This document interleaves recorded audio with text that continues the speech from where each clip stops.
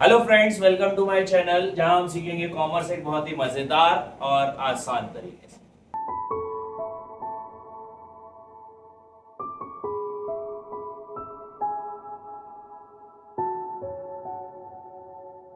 ठीक है, आज का हमारा टॉपिक है demand. What do you mean by demand? Demand होता क्या है? हम कई सारी जगहों पर डिमांड पढ़ते आ रहे हैं। डिमांड बेसिकली है क्या? डिमांड हम कई बार बोल देते हैं वांट, कई बार बोल देते हैं डिजायर, कई बार किसी दूसरे शब्द से इसको हम संबोधित कर देते हैं। ठीक है, अब ये जो डिमांड होती है ये ना तो वांट है, ना किसी चीज की डिजायर है, और ना ही आप इसको किसी दूसरी चीजों पर बोल सकते। ठीक है, अगर आप बात करोगे वांट की, वांट का मतलब होता है चाहत। ठीक है, आपको किसी चीज की वांट है तो वो क्या डिमांड हो सकती है? नहीं। क्यों नहीं हो सकती? क्योंकि अगर मुझे डिमांड है, सपोज मेरे को वांट है एरोप्लेन की, क्या मेरे पास एबिलिटी है उसको खरीदने की? बिल्कुल नहीं। तो क्या वो डिमांड कहलाएगी? नहीं। सेम विद डिजायर, मुझे डिजायर है एरोप्लेन खरीदने की, बट सेम बात मेरे पास एबिलिटी नहीं है उसको खरीदने की। That's why it does not count under demand. So demand होता क्या है? तो डिमांड को हम समझ सकते हैं with the simple topic which is the total quantity of the community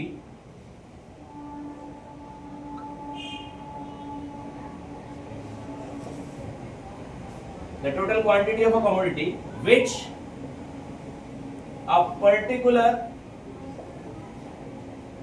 person is able and willing to buy at a particular price and time। अब डिमांड क्या होता है?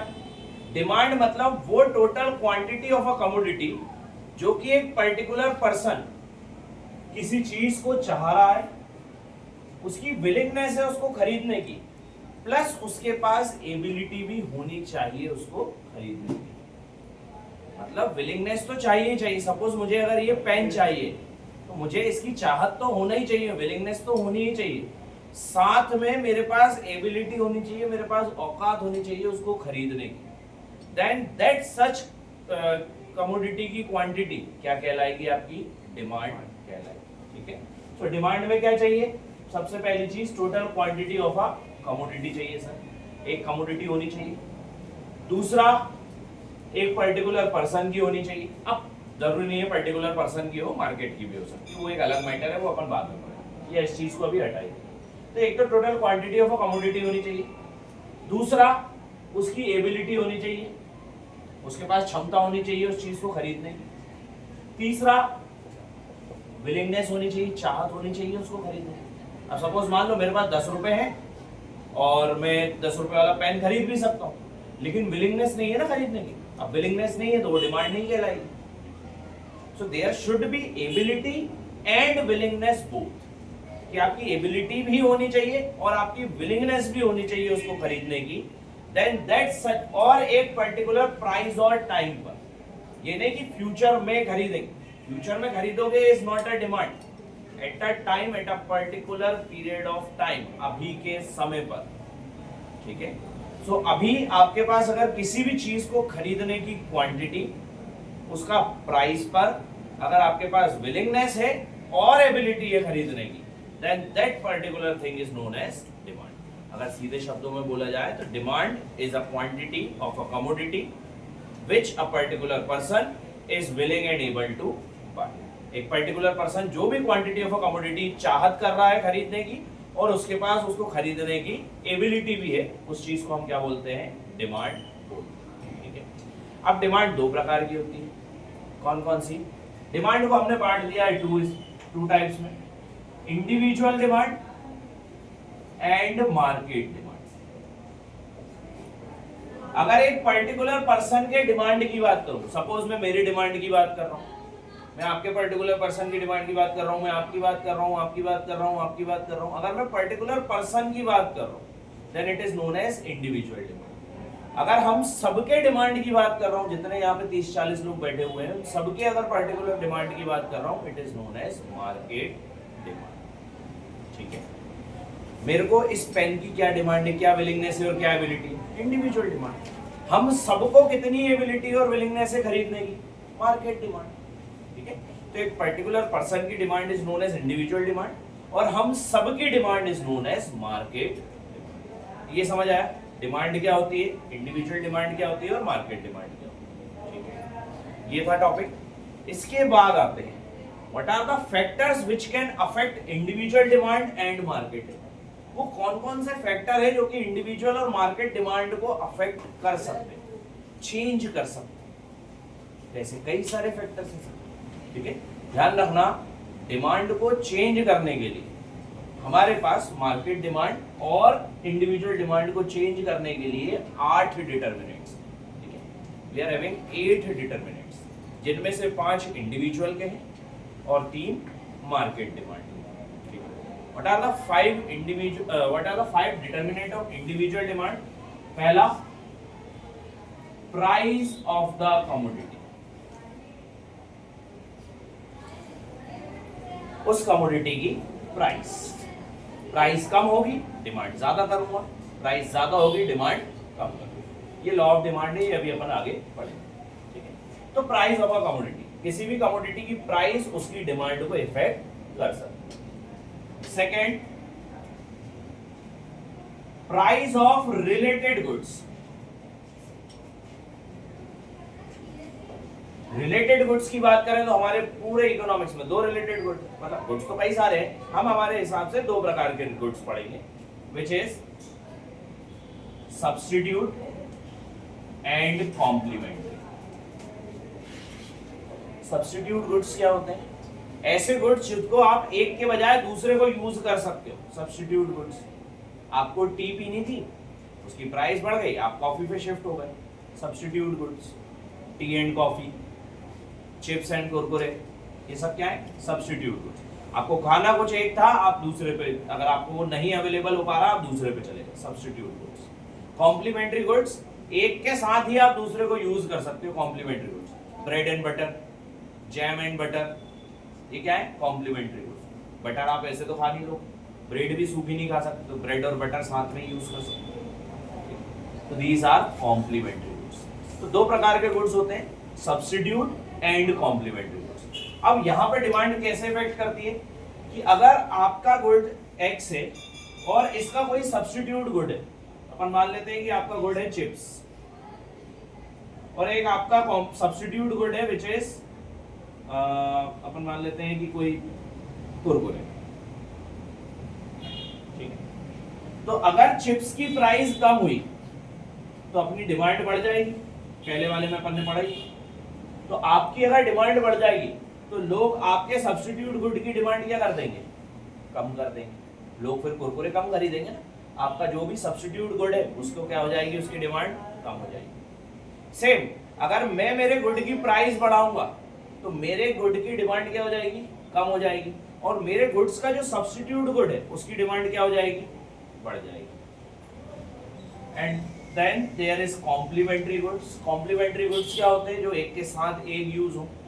सपोज मेरे पास राइस है, सामने वाले के पास दाल है, ठीक है, मैंने मेरे राइस का प्राइस कम कर दिया तो मेरे राइस का डिमांड तो बढ़ी बढ़ी, साथ में दाल की भी डिमांड क्या हो गई? बढ़ गई। मैंने मेरे राइस का प्राइस बढ़ा दिया तो मेरे राइस की डिमांड तो कम हुई, साथ में उसका इफेक्ट किसको पड़ा? मेरे कॉम्प्लीमेंट्री गुड को पड़ा, दाल को, वो भी, उसकी भी डिमांड क्या हो गई? तो सब्स्टिट्यूट गुड का कैसा रिलेशन है?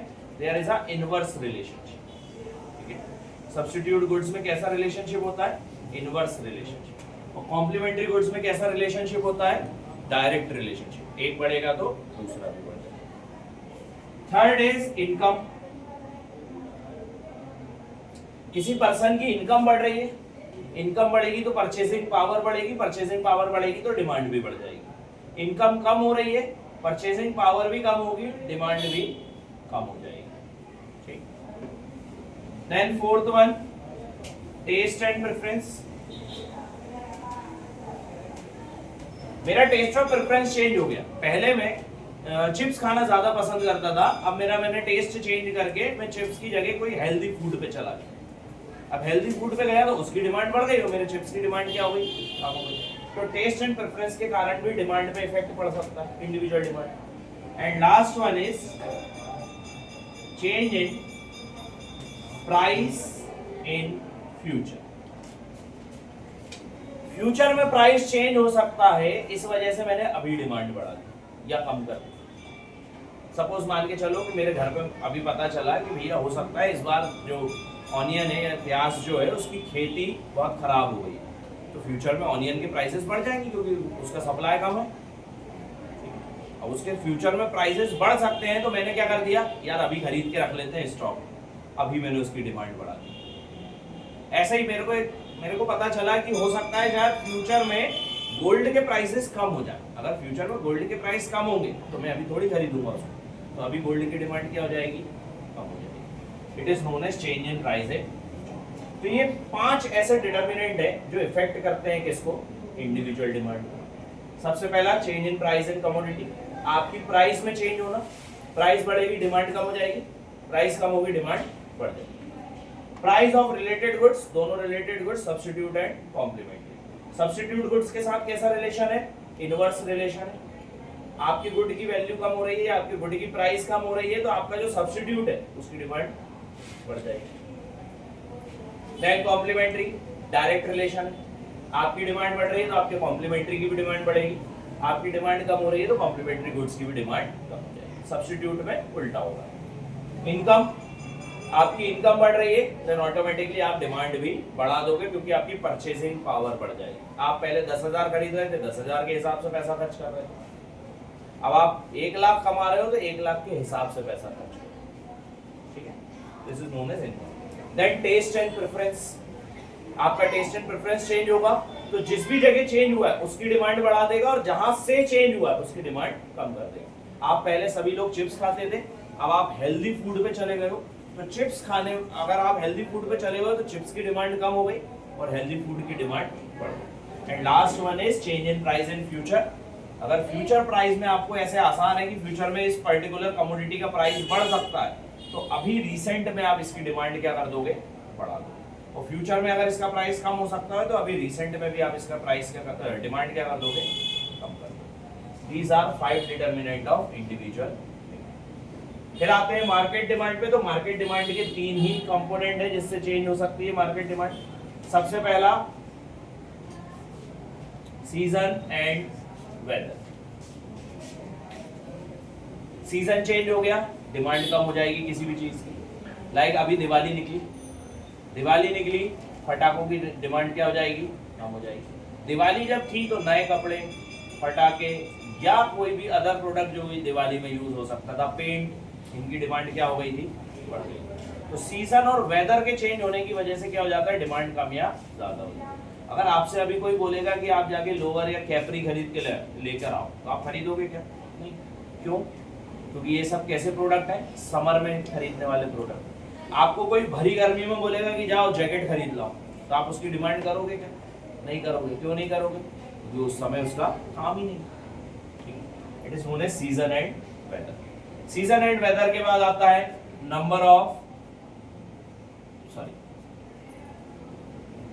सीजन एंड वेदर के बाद आता है पॉपुलेशन। किसी भी जगह की जितनी ज्यादा पॉपुलेशन उतनी ज्यादा डिमांड, कम पॉपुलेशन कम डिमांड। बाहर की कंपनियां हमारे इंडिया में क्यों आना चाह रही हैं, क्योंकि हमारी पॉपुलेशन बहुत है, तो हम किसी भी प्रकार का प्रोडक्ट बेचेंगे उसकी डिमांड बढ़ेगी। ठीक है, बाहर की कंट्रीज में क्यों नहीं जाना चाहते, क्योंकि वहां पॉपुलेशन कम है, डिमांड भी कम है। And last one season and weather, population, and last one is distribution of income. इसको तो सीधा ही याद रखना, डिस्ट्रीब्यूशन ऑफ इनकम को। अगर इनकम अनइक्वल डिस्ट्रीब्यूटेड है, मतलब किसी के पास कम किसी के पास ज्यादा, तो डिमांड जो है वो भी स्टेबल रहेगी।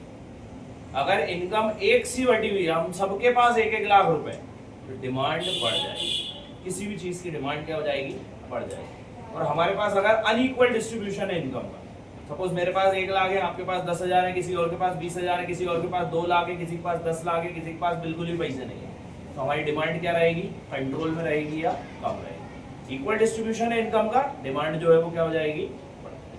तो होपफुली आपको ये वाला टॉपिक समझ आया होगा, demand, type of demand and determinants affecting demand. ये सबसे इंपॉर्टेंट टॉपिक है, डिटर्मिनेंट्स ऑफ अफेक्टिंग डिमांड, क्योंकि आने वाले जितने भी टॉपिक्स हैं वो सारे ही इसी के ऊपर बेस्ड रहेंगे।